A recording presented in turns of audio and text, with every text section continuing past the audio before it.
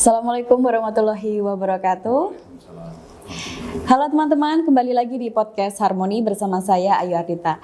Teman-teman, saat ini pemerintah telah membuka pendaftaran pegawai pemerintah dengan perjanjian kontrak atau disebut dengan P3K, di mana pendaftaran ini telah dibuka pada tanggal 1 Oktober kemarin, dan tentunya dengan dibukanya pendaftaran tersebut ada beberapa hal yang harus diperhatikan bagi peserta. Dan sudah bersama kami hari ini Pak Joko dan Pak Bagus dari BKP SDM Kota Kediri. Selamat pagi Bapak. Selamat pagi Mbak. Terima kasih sebelumnya waktunya sudah hadir bersama kita untuk nanti memberikan informasi seputar P3K seperti itu ya Pak ya. Bapak, tentang P3K kali ini yang pemerintah kan sudah membuka kemarin pendaftarannya pada tanggal 1 Oktober seperti itu ya. Nah, kalau boleh tahu berapa sih Pak jumlah formasi P3K sendiri di Kota Kediri? Jadi kemarin informasi keluar tuh dari Permenpan, untuk Kota Kediri itu dapat formasi sebanyak 199 formasi. Yang terdiri dari 3, untuk tenaga gurunya ada 90, kemudian teknisnya 83, dan kesehatannya ada 26. Baik, berarti jumlah total 199. Baik. Nah Pak, kita mungkin atau kami sebagai nanti pelamar P3K itu seperti itu, nah apa saja sih Pak yang harus dipersiapkan dalam membuat akun SSN sendiri? Jadi gini Mbak, nanti hal yang perlu dipersiapkan itu yang pertama nih, pastinya pelamar butuh yang namanya PC atau laptop yang ada webcamnya, karena nanti harus ada swafotonya. Kemudian yang kedua, siapkan pas fotonya, ukurannya 3x4 bisa atau 4x6 gitu. Yang tentunya berlatar belakang merah, pakaian harus formal, gitu. Tidak dipercantik dalam arti mau di edit beautiful apa gimana itu ya toh, biar dibiji kayak orang Korea. Trennya sekarang kan tren ke Cina ya sekarang ya. Seperti boneka gitu jangan ya. Nanti soalnya akan mempersulit ketika nanti akan masuk tes di uji kompetensi, karena nanti akan pakai face recognition itu. Nah, kemudian yang ketiga, surat lamaran. Surat lamaran ini perlu karena nanti mau melamar sebagai apa, di mana. Jangan sampai salah ya. Di surat lamarannya harus kepadanya Wali Kota Kediri. Nah, terus kemudian jabatan yang dilamar itu apa? Kualifikasi pendidikannya sesuaikan dengan kualifikasi pendidikan yang dilamar. Jadi misalkan nih Mbak, ketika kita ini punya S1, tetapi kita melamar jabatan SMA, jadi yang ditulis S1-nya atau SMA-nya banyak yang ditanyakan seperti itu. Yang ditulis adalah SMA-nya. SMA-nya. Formasi yang dilamar juga harus jelas, mau melamar di mana dan sebagai apa. Oke, baik. Berarti ada beberapa tadi yang perlu diperhatikan seperti itu ya Pak ya, bagi para pelamar biar tidak salah seperti itu ya Pak ya. Oke. Tapi saya nambah sedikit Mbak, sebenarnya untuk memudahkan sebenarnya di pengumuman di lampiran itu sudah jelaskan. Jadi kalau jabatan ini kualifikasi pendidikannya ini. Jadi kita sesuaikan saja sebenarnya. Kalau dia S1 hukum gitu ya, berarti daftarnya di hukum. Jadi banyak pertanyaan itu kalau S1 bisa daftar ke semuanya, sebenarnya nggak bisa. Jadi disesuaikan aja di pengumuman sesuai dengan kualifikasi pendidikan dan jabatan yang dilamar. Karena di situ sudah jelas ya Pak ya, Iya, betul. Apa saja yang tersedia seperti SMA juga sudah tersedia. Baik. Nah Pak, ini kan juga nanti ada definisi dari P3K full time sama dan ada yang paruh waktu. Nah itu apa sih Pak yang membedakan dari full time dan paruh waktu sendiri? Sebenarnya kan ada yang tadi ya sebutkan full time sama yang paruh waktu tadi ya. Kalau menurut kita ini kan kalau P3K yang penuh sesuai dengan Perpres 11 2024 tentang penggajian, gajinya dapat sesuai dengan Perpres itu. Kalau yang paruh waktu tadi itu belum ada juknisnya. Jadi yang kita sampaikan adalah yang penting teman-teman persiapkan dulu untuk formasi 199 ini. Kalau dia diangkat nanti penggajiannya sesuai dengan Perpres tahun 2024 tentang penggajian. Kalau yang paruh waktu nanti, biasanya di pusat itu kan juknisnya bertahap Mbak. Begitu sudah selesai semuanya, nanti akan ada juknis tentang paruh waktu seperti itu. Oke, berarti fokus aja sama yang ini dulu ya Pak ya, seperti itu ya. Baik, nah Pak, apakah ada prioritas dalam pengisian lowongan formasi P3K ini Pak? Kalau prioritas ini ada sih Mbak, nah, jadi sesuai dengan Kemenpan 347, 348 dan 349. 347 itu tentang P3K teknis, yaitu prioritasnya yang pertama XDHK 2. Yang berikutnya adalah non-ASN yang terdata dalam database Pangkalan BKN. Itu Yang ketiga adalah non-ASN yang tidak masuk database dalam tanda kutip harus memiliki pengalaman kerja minimal 2 tahun di instansi pemerintah Kota Kediri. Perlu digarisbawahi dan dipertebal di instansi pemerintah Kota Kediri. Jadi nggak bisa kalau 1 tahunnya di swasta, 1 tahunnya di pemerintah Jadi Kota harus Kediri. 2 tahun selama berturut-turut seperti itu ya. Kota Kediri. Dan masih aktif sampai saat ini. Gitu. Jadi misalkan nih kemarin ada guru sudah lama banget di Kota Kediri, tiba-tiba pada tahun 2024 awal kemarin dia pindah ke sekolah swasta, terus ngelamar di kita, itu nggak bisa ya, Pak, karena dianggap sudah nggak aktif lagi. Oke, siap nggih. Terus yang berikutnya yang pelamar prioritas guru ada P1, yaitu pelamar prioritas yang dulu ikut tes terus masuk passing grade tapi belum diangkat. Itu baik yang dari negeri maupun dari swasta. Tetapi yang dari swasta harus memiliki izin dari yayasannya, yayasan sekolahnya, boleh enggaknya. Habis dari yayasan sekolah, dia minta izin ke instansi pemerintah yang dilamar. Berarti di Kota Kediri melalui Dinas Pendidikan. Oke, siap. Kalau yang berikutnya, yang prioritas guru berikutnya sama sih seperti tenaga teknis, yaitu XTHK 2, kemudian selanjutnya database BKN, berikutnya adalah non-ASN yang non-database tapi memiliki pengalaman kerja. Yang untuk nakes nih Mbak, sesuai Permenpan 349, itu ada bidan pendidik, tapi kebetulan di pemerintah Kota Kediri nggak ada formasinya, jadi nggak kita cantumkan untuk bidannya. Selanjutnya tetap sama dengan yang teknis tadi, XTHK 2 tetap prioritas utama, kemudian non-ASN database, yang terakhir adalah non-ASN yang tidak masuk database tapi memiliki pengalaman kerja minimal 2 tahun. Oke, Bapak mungkin ini ada beberapa juga yang nggak tahu ya, XTHK 2 itu siapa Pak? Jadi XTHK 2 itu dulu sudah masuk di database. Kurang lebih jumlahnya kalau nggak salah ada 118 ya, 118. Jadi mungkin teman-teman yang THK 2 sebenarnya sudah merasa data dia sudah masuk di sana, sudah terdata. Nanti begitu maksud sudah terdata kok, sudah koneksi di sana kan namanya sudah tercantum di sana. Baik. Izin menambahkan Pak, nanti kalau mungkin tanya ya, aku masuk database atau enggak, aku masuk XTHK 2 atau enggak, terus itu gimana caranya, nanti bisa melalui helpdesk-nya BKN itu ada. Jadi tinggal dicek aja. Di SSCSN itu ada helpdesk, dicek di situ bisa. Tinggal masukkan NIK. Kalau XTHK 2 tinggal masukkan nomor ujiannya dulu. Oke, siap nggih.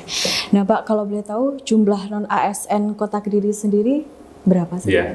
Jadi jumlah non-ASN yang masuk database itu ada 2.189. Yang THK 2 tadi saya sampaikan ada 118. Ya, kalau data yang tidak masuk database kita tidak mendata, yang tahu OPD masing-masing. Karena waktu pendataan terakhir yang didata kita adalah yang masuk database. Berarti sejumlah 2.189 itu. Nah, Pak, ini kalau ada pendaftaran itu kan nanti terbagi menjadi 2 gelombang ya, Pak ya. Nah, yang pertama bagi yang sudah terdaftar database dan gelombang kedua bagi yang tidak terdata database tapi memiliki pengalaman bekerja sedikitnya 2 tahun. Nah, terkait pelamar gelombang 2, apabila yang bersangkutan ternyata tidak lolos seleksi P3K ini, bagaimana statusnya? Apakah tetap diusulkan menjadi P3K paruh waktu atau bagaimana? Mengingat ke depan ada peraturan yang menyebutkan bahwa sudah tidak ada lagi tenaga honorer. Itu. Nah, jadi Mbak, sebenarnya ini pertanyaan yang paling menarik di kalangan non-ASN saat ini. Jadi ketika ada pertanyaan, Pak, ini kan dibagi 2 periode nih. Yang periode 2 kan terakhir nih, formasinya cuma 199. Nah, kalau terus sudah terisi periode 1 nanti gimana? Sebenarnya itu sih yang mau disampaikan itu ke orang-orang. Jadi sebenarnya yang periode 1 ini ketika nanti sudah seleksi administrasi, kemudian setelah ujian, pengumumannya akan setelah yang periode kedua ini melamar. Jadi ketika periode melamar ini sebenarnya belum ada formasi yang terisi. Yang perlu cuman tetap pengisian formasi nanti sesuai dengan urutan prioritas tadi. Jadi secara bisa dikatakan nanti kalau formasinya kurang dari jumlah non-ASN berarti otomatis yang mengisi formasi yang prioritas tadi. Nah, otomatis yang periode 2 pasti jadi aku nggak bisa mengisi formasi dong gitu. Terus nasib kami gimana sih? Jadi nanti yang tidak lolos formasi tapi dia lolos seleksi administrasi dan mengikuti seleksi kompetensi meskipun tidak mengisi lowongan formasi, dia nanti akan bisa dipertimbangkan untuk diusulkan menjadi P3K paruh waktu. Nah, untuk regulasi lanjut terkait P3K paruh waktu ini masih kita tunggu ya, yang tadi saya sampaikan tadi. Nanti pasti akan diinfokan oleh BKPSDM terkait kelanjutannya. Jadi gini Mbak, saya nambahin, sebenarnya kalau pemerintah daerah ini tinggal melaksanakan saja. Jadi begitu ada juknis dari pemerintah pusat kita jalan. Kayak kemarin begitu ada juknisnya keluar kita langsung mengumumkan pengumuman. Jadi jadwal semuanya dari awal sampai terakhir itu dari sana semua, dari pusat semuanya. Kita tinggal lanjuti. Lah bisa aja ini begitu selesai nanti sampaikan Mas Bagus tadi, juknisnya untuk paruh waktu baru bisa keluar kalau kita bisa umumkan ke teman-teman sudah yang selesai. lain. Oke, baik seperti itu. Nah Pak, ke depan apakah P3K paruh waktu sendiri nanti akan memiliki kesempatan Pak untuk full time sendiri? Iya, tadi sampaikan juknisnya ya. Masih menunggu lagi ya. Juknisnya, betul. Karena ini kan nasional sama serempak Mbak, jadi kebijakannya mungkin betul-betul dipikirkan betul sama pemerintah pusat. Tahapannya betul. Nah Bapak nanti kan mungkin ada beberapa pelamar ya Pak yang mungkin sudah berusia lanjut dan kurang memahami teknologi. Nanti kan akan menggunakan sistem CAT ya Pak, seperti itu. Nah nanti bagaimana Pak? Jadi gini, kan sesuai dengan juknisnya kan seleksinya ada 2, seleksi administrasi sama seleksi kompetensi. Lah BKN itu sudah pakai sistem CAT Mbak. Jadi mau nggak mau sekarang teman-teman harus belajar dengan komputer Mas Bagus ya. Minimal masukkan nomornya peserta apa-apa. Pengalaman yang dulu-dulu itu pakai pilihan ganda Mas Bagus ya. Jadi pakai pilihan ganda, ya tetap harus belajar. Kan ini nggak ada passing grade Mbak, jadi nilai tertinggi. Jadi langsung pakai nilai tertinggi siapa seperti itu ya Pak ya? Jadi ujiannya sudah disampaikan seperti aturan yang berlaku, harus pakai CAT. Jadi pakai CAT karena transparansi itu tadi Pak. Siap. Berarti nanti nilainya online seperti itu Pak, bisa dilihat seperti itu? Langsung keluar. Setelah selesai, klik keluar. Terus kita di tempat panitia juga harus ada latar, terus ada live YouTube ya yang kemarin-kemarin itu ada YouTube, jadi keluarga bisa lihat. Jadi pergeseran nilainya kelihatan sebelum diklik ini sementara dia ngerjakan sekarang nilainya sekian sudah ada semua. Jadi transparansinya nomor 1. Siap. Jadi nggak perlu khawatir ya Pak nanti kalau ada kecurangan seperti itu ya Pak ya. Insya Allah nggak ada ya Pak ya. Baik. Nah Pak, ini juga ada yang bingung Pak terkait transkrip nilai. Transkrip nilai itu yang ada di belakangnya ijazah atau di lembaran yang ada surat keterangan SKHU itu loh Pak. Nah itu yang mana ini? Ini ada yang bingung. Jadi sebenarnya kalau transkrip nilai ini ya, yang terkait program strata 1 sudah jelas. Cuman yang dipertanyakan sebenarnya yang SMA ataupun yang SD atau SMA sama SD ya. Jadi yang digunakan itu adalah nilai ujian sekolah. Bukan nilai ujian nasional. Misalkan nggak ada totalnya berapa nih, jadi total sendiri nanti berapa, terus di rata-rata sendiri. Karena di situ disebutkan ini adalah nilai transkrip rata-rata dari skala nilai 0 sampai 100. Baik. Jadi di jumlah sendiri aja. Siap. Nah Pak, ini kalau ada lulusan SMK berarti nanti juga bisa mendaftarnya di SMA seperti itu ya Pak ya. Ini ada yang bingung karena Pak, aduh saya ini SMK ini gimana ini? Ya itu banyak pertanyaan Mbak di BKD. Kalau amannya lebih baik pakai SMA sederajat, bisa SMK semuanya, pakai C juga bisa masuk gitu loh. Ada mungkin informasi ke teman-teman yang punya keahlian khusus juga yang sesuai Permen 391 itu juga diatur. Jadi harus punya keahlian itu juga harus hati-hati. Tadi juga saya di WA, dia tuh mau melamar di pemadam kebakaran, tapi dia nggak punya sertifikat keahlian khusus. Mau melamar di situ, Pak? Ya lebih baik pakai yang SMA sederajat, yang bukan seperti itu ya. Jadi jabatannya yang bukan yang jabatannya khusus SMA aja ya Gus ya. Jadi nggak usah pakai yang spesifik kayak pemadam kebakaran itu harus punya karena keahlian. Itu ada keahlian sendiri ya Pak. Dia harus punya sertifikat sama punya pengalaman kerja di situ. Siap. Nah Pak, kalau ini ada S1 hukum nih Pak, kan di situ ada. Nah lalu tapi dia S1 hukum Islam, S1 hukum syariah itu gimana Pak? Bisa Izin Pak. Jadi terkait S1 hukum ini memang agak, kalau aku bilang agak cranky ya, karena apa? Nggak bisa memang dilamar untuk syariah atau Islam atau karena tidak berkaitan dengan kepemerintahan.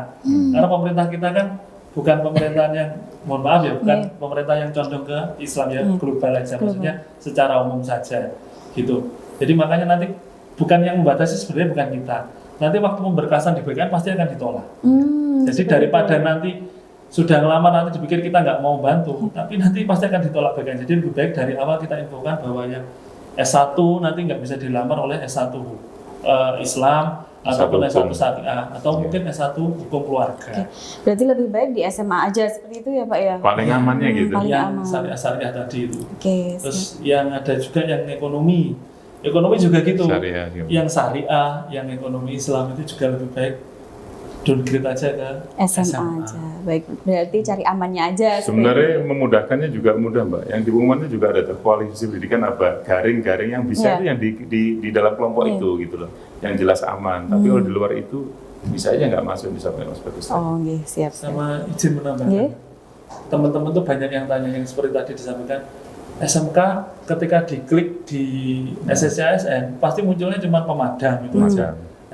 Nanti di filternya dicari aja yang SLTA sederajat, jangan yang SMK. Tapi bisa nggak tadi sudah disampaikan Pak Joko bahwa itu bisa? Baik, berarti aman ya Pak ya kalau masalah tadi, baik. Pokoknya kalau teman-teman ragu bisa WA ke BKD ya, boleh ya Pak ya? Bisa nggak apa-apa maksudnya. Baik. Karena kesempatan ini Mbak. Iya, siap. Karena kita kan pasti berharapnya semua paling tidak lolos administrasi seperti itu ya Pak ya kemarin. Nah Pak, sebelum menutup podcast kita hari ini Pak, ada pesan dan harapan bagi seluruh teman-teman nanti yang akan mendaftar P3K, monggo. Iya. Saya pesan kepada teman-teman yang mau melamar ya, untuk membaca pengumuman itu dengan teliti dan jeli. Pokoknya kalau sudah baca itu disiapkan dokumen, insya Allah lancar. Dan harapan saya semoga nanti pelamarnya itu dapat MS semuanya ya. Yang THK 2, yang database yang 2189, kalau bisa masuk semua MS semuanya dan bisa ikut seleksi administrasi. Itu sudah lolos tahapan pertama, kan ada 2 seleksi administrasi sama kompetensi. Tinggal nanti kompetensi, setelah itu nanti tinggal juknisnya dari pusat seperti apa. Saya berharap pokoknya kalau bisa benar-benar teliti dan bisa MS semuanya, memenuhi syarat. Baik. Mungkin Pak Bagus ada yang ditambahkan? Saya izin menambahkan dari Pak Joko. Jadi teman-teman tetap semangat ya. Jangan ragu bertanya bila ada kesusahan. Nah kalau ada peribahasa berkata ragu malu bertanya sesat di jalan. Tapi yang berikutnya jangan diteruskan ya. Banyak bertanya malu-malu hilangkan itu. Tanya aja sampai benar-benar paham. Jangan ragu, itu aja. Terus kemudian banyak berdoa, banyak belajar soal-soal tryout yang sudah ada, mau tryout yang premium ataupun yang gratis. Nanti akan sangat membantu ketika nanti akan melakukan ujian CAT. Itu aja.